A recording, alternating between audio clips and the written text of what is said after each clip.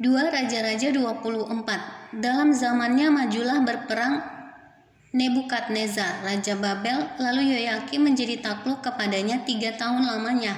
Tetapi kemudian Yoyakim berbalik dan memberontak terhadap dia. Tuhan menyuruh gerombolan-gerombolan Kasdim, gerombolan-gerombolan Aram, gerombolan-gerombolan Moab, dan gerombolan-gerombolan Bani Amon melawan Yoyakim.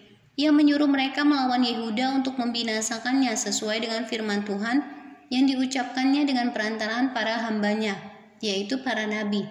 Sungguh hal itu terjadi kepada Yehuda sesuai dengan titah Tuhan untuk menjauhkan mereka dari hadapannya, oleh karena dosa-dosa Manasye, setimpal dengan segala yang dilakukannya, dan juga oleh karena darah orang yang tidak bersalah yang telah ditumpahkannya.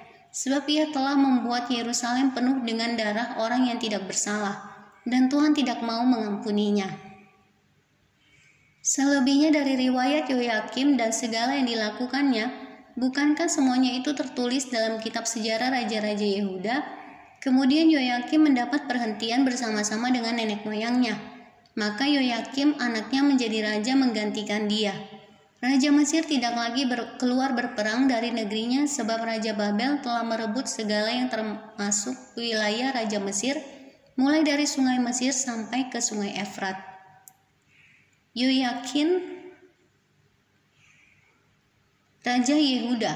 Yoyakin berumur 18 tahun pada waktu ia menjadi raja, dan 3 bulan lamanya ia memerintah di Yerusalem. Nama ibunya ialah Nehusta binti Elnatan dari Yerusalem. Ia melakukan apa yang jahat di mata Tuhan, tepat seperti yang dilakukan ayahnya. Pada waktu itu majulah orang-orang Nebukadnezar, Raja Babel, menyerang Yerusalem, dan kota itu dikepung. Juga Nebukadnezar, Raja Babel, datang menyerang kota itu, sedang orang-orangnya mengepungnya. Lalu keluarlah Yoyakin, Raja Yehuda, mendapatkan Raja Babel, ia sendiri, ibunya, pegawai-pegawainya, para pembesarnya, dan pegawai-pegawai istananya. Raja Babel menangkap dia pada tahun yang ke-8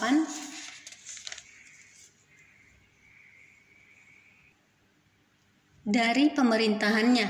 Ia mengeluarkan dari sana segala barang perbendaharaan rumah Tuhan dan barang-barang perbendaharaan istana raja.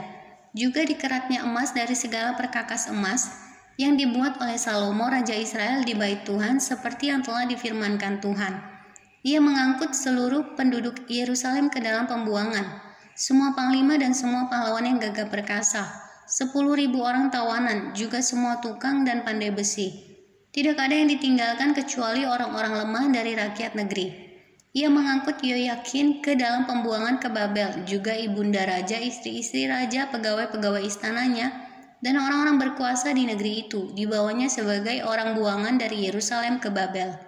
Semua orang yang gagah perkasa, 7.000 orang banyaknya, para tukang dan para pandai besi 1.000 orang banyaknya, sekalian pahlawan yang sanggup berperang dibawa oleh Raja Babel sebagai orang buangan ke Babel. Kemudian Raja Babel mengangkat matanya paman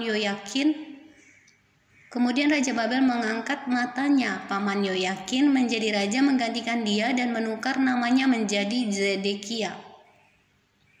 Zedekia Raja Yehuda, runtuhnya kerajaan Yehuda.